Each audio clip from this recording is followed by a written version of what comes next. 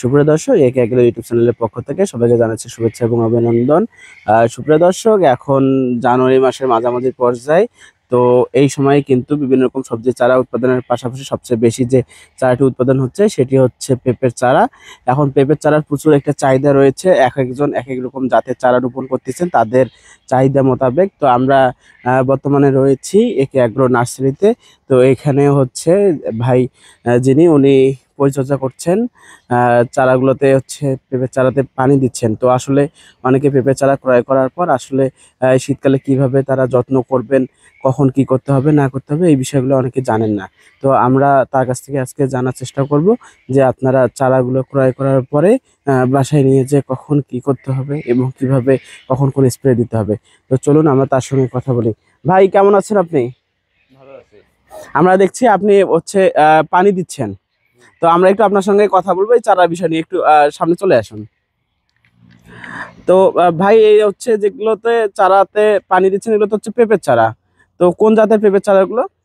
এটা হচ্ছে super green lady, আর ওই ওই সাইডে আছে গোল্ডেন লেডি। আচ্ছা, আপনাদের কাছে বর্তমানে এই অবস্থায় কোন চারাগুলো পর্যাপ্ত পরিমাণে সেল দেওয়ার জন্য তৈরি করা রয়েছে?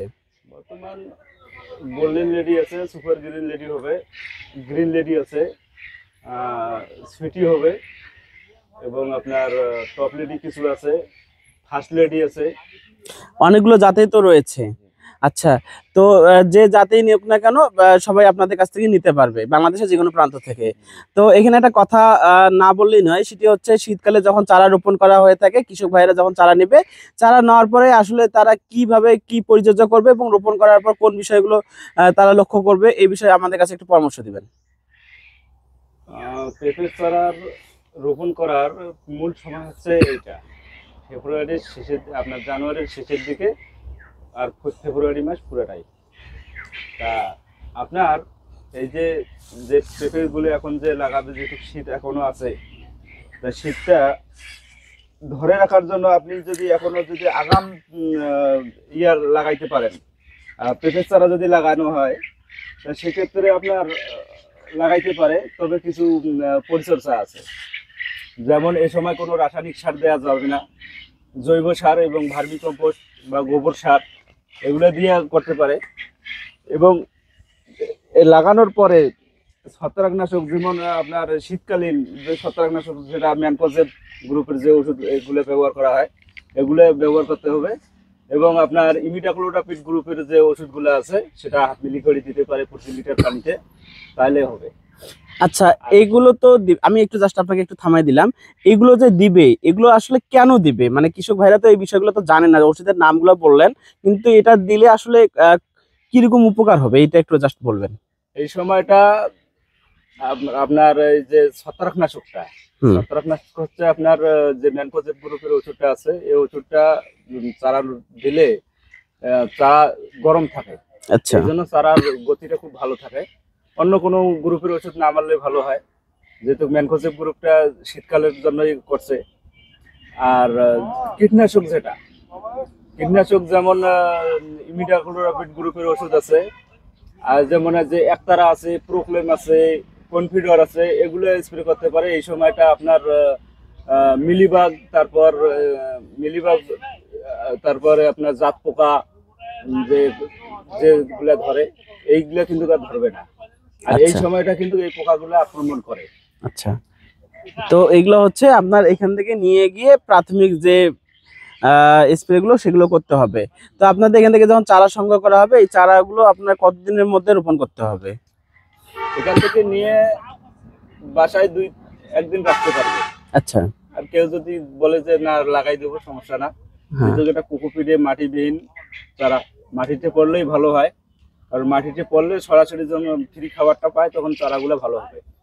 আর রাসায়নিক সারটা আগে দিতে মানা করতেছি এই কারণে, যেহেতু এটা কোকোপিটে উৎপাদন করা, যে মাটির যে ধারণ ক্ষমতাটা, আমরা যে চারাটা রোপণ করলাম, করার পরে যে মাটির যে ধারণ ক্ষমতাটা যে নিবে, সেটা শুধুমাত্র মাটির রসটা খাবে, এবং যদি ভার্মি, জৈব এই সমস্ত যদি সার থাকে সেটা খেয়ে থাকতে পারবে।